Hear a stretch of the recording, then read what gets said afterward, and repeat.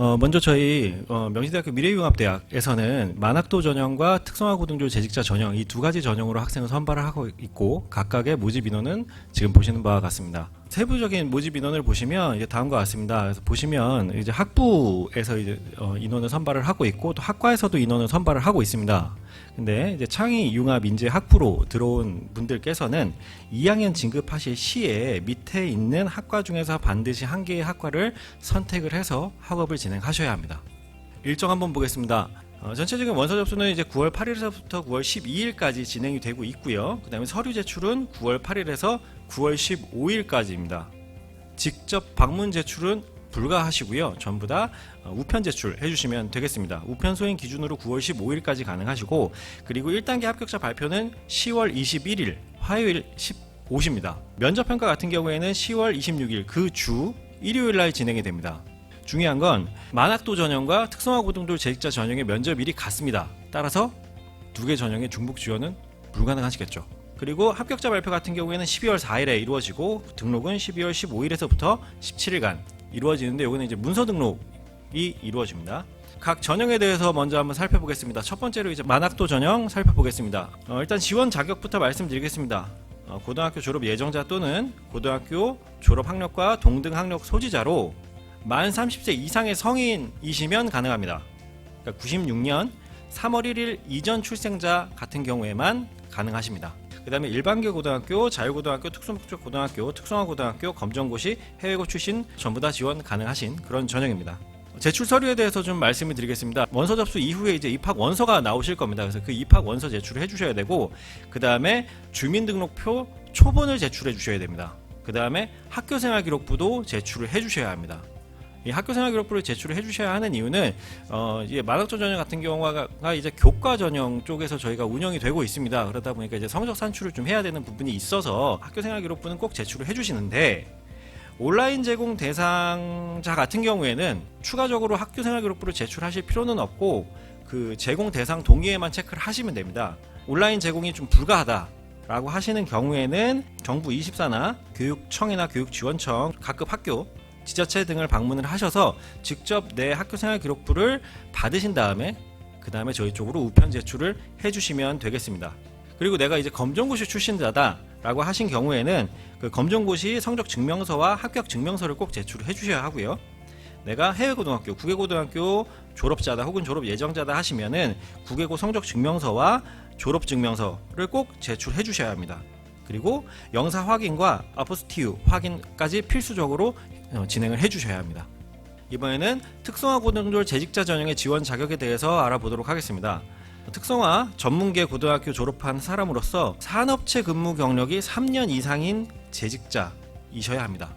특성화고등학교와 일반고등학교에서 직업과정 위탁학생분들 그리고 마이스터 고등학교 분들도 지원이 가능하십니다. 따라서 검정고시 분들과 해외고 출신 분들께서는 이 전형은 지원이 불가능하십니다. 지원 자격 쪽에서 보면 두 가지를 만족을 해야 하는 거죠. 특성화고등학교를 졸업을 한 상태에서 내가 산업체에서 3년 이상 재직을 한 사람이어야 하잖아요. 그럼 이 산업체의 범위는 어떤 식으로 우리 명지대학교는 이제 규정을 하고 있냐면 밑에 있는 이제 네 가지로 규정을 하고 있습니다. 첫 번째는 국가지방자치단체 및 공공단체. 두 번째는 근로기준법 제11조에 의거해서 상시 근로자가 5인 이상인 사업체. 근데 여기서는 5인은 사업주까지 포함한 그런 5인입니다. 세 번째는 4대 보험 중에서 1개 이상 가입한 사업체. 그리고 마지막 네 번째는 농업, 수산업 등의 종사자. 요 마지막 같은 경우에는 제가 나중에도 말씀을 드리겠지만 공적 증명서를 꼭 제출을 해주셔야 합니다. 그리고 이제 오른쪽에 재직 기간 산정 같은 경우에는 2026년 3월 1일 기준으로 총 재직 기간이 3년 이상이셔야 합니다. 그러면서 이번에 수시 원서 접수를 25년 9월 8일 진행을 하잖아요. 9월 8일 기준으로 반드시 재직 중이셔야 합니다. 그리고 군 의무 복무 경력을 재직 기간에 저희도 포함을 할 수가 있습니다. 제출 서류에 대해서 한번 알아보겠습니다. 일단 공통적으로 입학 원서 무조건 제출해 주셔야 하고요. 그 다음에 학교생활기록부 제출해 주셔야 합니다. 4대 보험 가입 재직자분들 같은 경우에는 재직 증명서와 그 다음에 국민건강보험 자격 특실 확인서 그리고 주민등록표 초본을 제출해 주셔야 됩니다. 근데 이제 중요한 건 만학도 전형도 그렇고 특성화고등조 재직자 전형도 그렇고 제출하시는 서류는 전부 2025년 9월 1일 이후에 발급한 서류만 인정이 가능합니다. 그리고 내가 4대 보험 가입 대상 사업차가 아닌 그런 사업체에서 내가 종사를 하고 있는 경우에는 공적증명서를 반드시 제출해 주셔야 됩니다. 그리고 주민등록표 초본도 제출해 주시면 됩니다. 그러면 이 전형이 이제 어떤 식으로 움직이는지 간단하게 먼저 한 말씀을 드려보겠습니다. 일단 1단계에서는 교과로 5배수로 선발합니다. 2단계에서는 면접이 진행이 됩니다. 그럼 첫 번째 이제 교과를 어떤 식으로 산정을 하는지를 먼저 좀 말씀을 드릴게요. 전부 다 모집 단위가 인문사회 계열 쪽에 있는 모집 단위입니다. 3학년 1학기까지의 성적만 가지고 옵니다. 국, 수, 영, 사회 이에 해당하는 과목은 전부 다 가지고 온다 보시면 되겠습니다. 한국사 같은 경우도 우리는 사회교과에 포함을 해서 반영하고 있습니다. 해외고 출신자들은 이수한 모든 과목의 성적을 반영합니다. 검정고시 성적에서는 국, 수, 영, 사회만 가지고 옵니다. 이제 오른쪽에 보시면 저희가 환산점수라는 것을 활용해서 일단 1단계 성적 사정을 돌립니다. 그래서 여기서 5배수의 학생을 선발을 하고 있습니다. 그래서 그 공식은 이제 밑에 나와 있고요. 1단계가 끝난 상태에서 이제 그럼 내가 면접 대상자가 되시면 이제 면접을 보러 학교로 오실 겁니다. 면접을 보러 학교로 오시면 지금 앞에 쓰여 있는 것 같은 문항이 칠판에 한 2문항 정도가 쓰여 있을 겁니다. 그럼 그거에 대해서 20분 정도를 쓰십니다. 저희는 그걸 면접 기초 자료라고 부릅니다.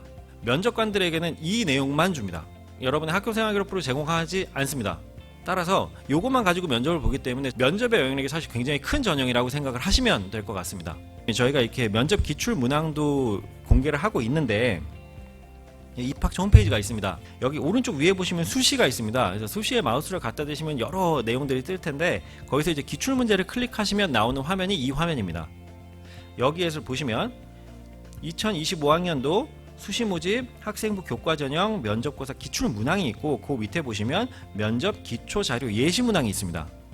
면접 기초 자료 예시 문항을 클릭을 하시면 제가 아까 방금 보여드렸었던 그 화면을 보실 수 있을 거고, 그 다음에 면접고사 기출 문항을 보시면 해당 전형에서 해당 모집 단위에서 어떤 질문을 실제 교수님들이 면접에서 하셨는지를 확인하실 수 있습니다. 우리 면접 자체가 일단 기본적으로 5분 진행됩니다.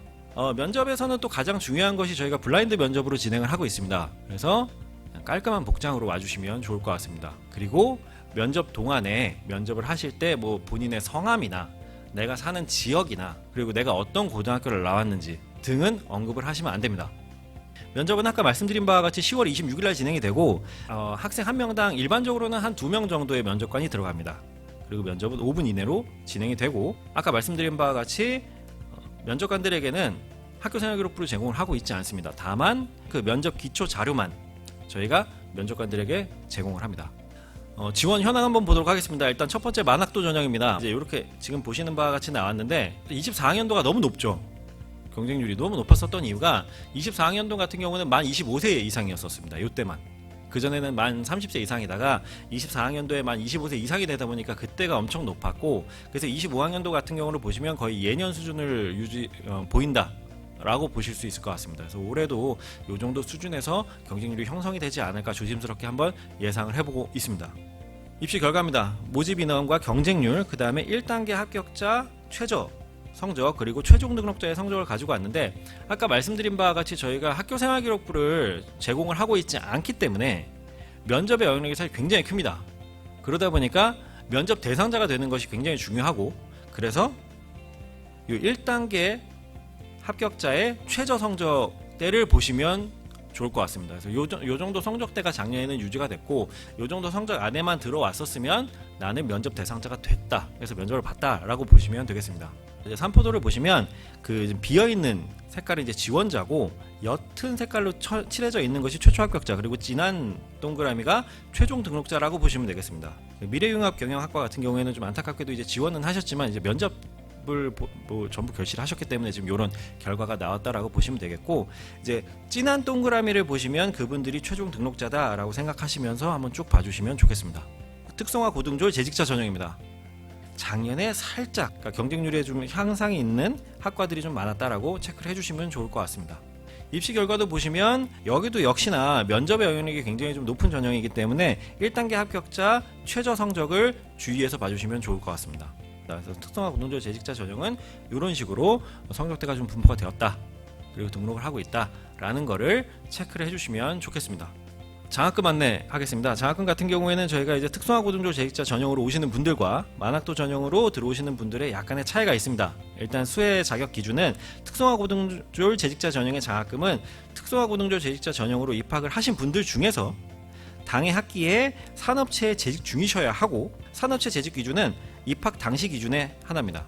이분들께서는 이제 14학점 이상을 취득을 하시면서 거기에 평균 평점이 2.5점 정도가 나왔다라고 하시면 이제 장학금 대상자가 되시고, 지급액은 등록금의 30%를 받으시게 됩니다. 10,000원 미만은 절사입니다.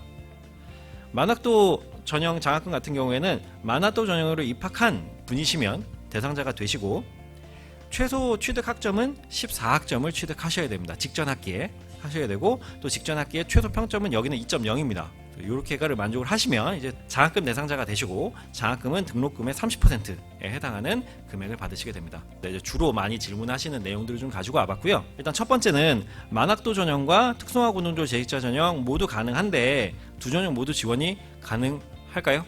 불가능합니다. 왜냐하면 면접일이 같아서. 면접일이 같아서 불가능하시고요. 그 다음에 두 번째, 졸업한 특성화고등학교 전공과 무관한 전공에 지원 가능할까요? 만약 내가 뭐 세무학과를 나왔다 라고 쳤을 때 나 부동산학과 써도 될까? 가능하십니다. 왜냐하면 이거는 교과 전형으로 운영이 되고 있기 때문에 전혀 문제 없는 부분이라고 생각하시면 되겠고요. 세 번째, 고등학교 1학년 때까지는 일반계 고등학교에 재학을 하고 있었습니다. 그러다가 고등학교 2학년 때 특성화고등학교로 전학을 가서 거기서 이제 졸업을 했습니다. 그런 경우에 저는 특성화고등조 재직자 전형의 지원이 가능하실까요? 물론 산업체에서 3년 이상 하셨겠죠. 이런 경우에는 당연히 지원이 가능하십니다. 졸업 기준이기 때문에 지원 가능하십니다. 네 번째는 아르바이트나 임시직을 포함해서 총 재직 기간이 3년이 됐는데 이럴 때도 가능할까요? 이 3년 안에 아르바이트도 포함되나요? 우리의 기준은 이 산업체 범위 안에 들어있는 곳에서 아르바이트를 하시는 거면 그거는 인정입니다. 그런 경우에는 내가 4대 보험 가입한 재직자였다라고 하시면 아까 말씀드린 바와 같이 재직 증명서와 건강보험 자격 득실 확인서, 그 다음에 주민등록부 초본을 제출을 해주셔야 되고, 4대 보험 가입 대상 사업체가 아닌 산업체에서 종사하신 분께서는 공적 증명서와 주민등록부 초본을 제출해 주셔야 합니다. 다섯 번째입니다. 고등학교 졸업 전에 취업을 하였다면 졸업 전 근무 경력도 재직기간으로 인정을 할까요? 일부 인정합니다. 3학년 2학기에 한해서 인정하고 있습니다. 그 전까지는 인정을 안 하고 3학년 2학기에 그때부터 이제 내가 근무한 경력이 있다라고 하면은 그 기간은 산정이 됩니다. 여섯 번째입니다. 현 직장이 5인 이상의 사업차가 아닐 경우에는 지원이 가능할까요? 내가 5인 이상의 사업차가 아닌 경우에라도 이 4개 중에 하나에 포함이 된다라고 하면 지원이 가능하십니다. 일곱 번째입니다. 국민건강보험 자격 득실 확인 제출이 좀 어려운 경우에 고용보험 득실 확인서로 대체가 가능할까요? 가능하십니다. 지역가입자 또는 직장 피부양자인 경우에는 4대 보험 중에서 1개 이상에 대해서 직장 가입자임을 증명하시기만 하면 지원은 가능하십니다. 여덟 번째입니다. 수상실적 관련 서류 등 추가 서류 제출이 도움이 될까요? 전혀 되지 않습니다. 왜냐면 이건 성적으로만 진행이 되고 있기 때문에 전혀 반영이 되지 않습니다. 아홉 번째입니다. 산업기능요원으로 대체복무 중인 경우 첫 학기 군 휴학이 가능할까요? 네, 가능하십니다. 의무군복무와 질병, 그 다음에 모성보호 창업으로 인한 휴학인 경우에 한해서 첫 학기 휴학이 가능합니다. 마지막 열 번째입니다. 면접 복장은 어떻게 입는 게 좋을까요? 제가 아까도 말씀드렸다시피 저희는 이제 블라인드 면접으로 진행을 하고 있기 때문에 깔끔한 복장해서 오시고, 이제 면접하실 때 이제 기본적으로 이제 학교명, 지역, 나이, 이름 이런 것들은 언급을 하시면 안 되겠습니다. 수고하셨습니다.